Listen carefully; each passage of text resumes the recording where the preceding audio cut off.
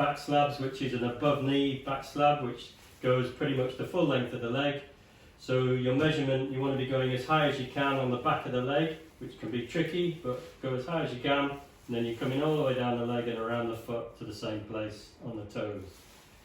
So again, we've got stirrups, we've got our length of plaster that we've measured and cut our slits in for the ankle, we've got our soft band, we've got our stockinette, and we've got our bandage, wet or dry, whichever you want to choose.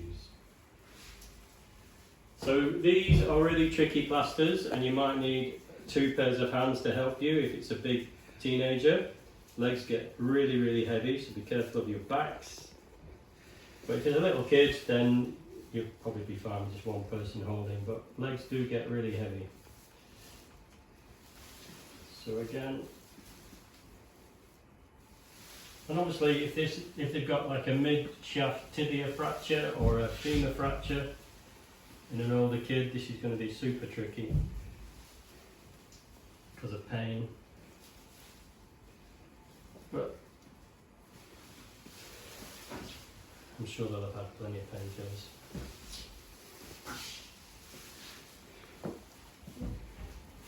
And obviously, be aware it's a bit of a personal space, so be careful with your bandaging, and just coming down the leg the same way, half and half, nice and secure, no creases.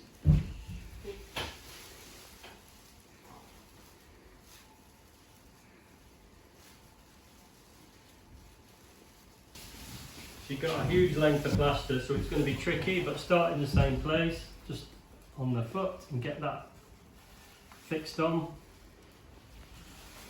And then you've got helpers obviously, so everyone's just going to have to lend a hand in holding the plaster on, and you're just going to have to get it on as best you can. Often these plasters are temporary, and they'll be getting changed in fracture clinic, or they'll be going to theatre. But try and get it on as best you can. Then if you want at this point, because they're tricky to keep the bandage on big kids, at this point you can put a temporary bandage around just to secure it on, and then you can put your stirrups on afterwards if you want. Sometimes putting that bandage on first as a securing mechanism for the plaster can be helpful.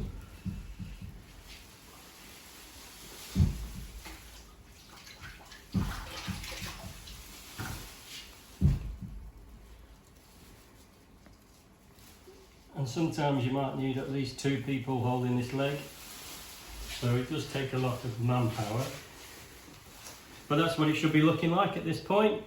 You want a slight flexion, natural flexion in the knee joint, and 90 degrees at the foot if you can, at the ankle. And fold your edges back as we've done before, so you can see the little toe. And then fold it down at this point, so that plaster's a bit long, so you can just fold it back a little bit if you want, or trim it. So it is tricky, and even when you measure as high as you can, it often doesn't end up as high as you want it. But as long as it's way above the knee, it's suffice.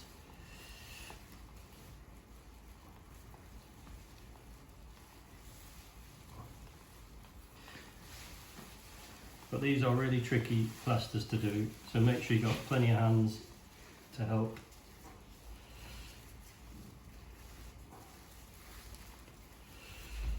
And again, I won't waste another bandage, but we're going to go, you can use another bandage to finish off your bandaging, and you secure it in the same way, okay? But slight flexion, natural flexion in the knee joint, and 90 degrees at the ankle, and then as high as you can on the thigh. But it is tricky to get it really high up, but that would be enough.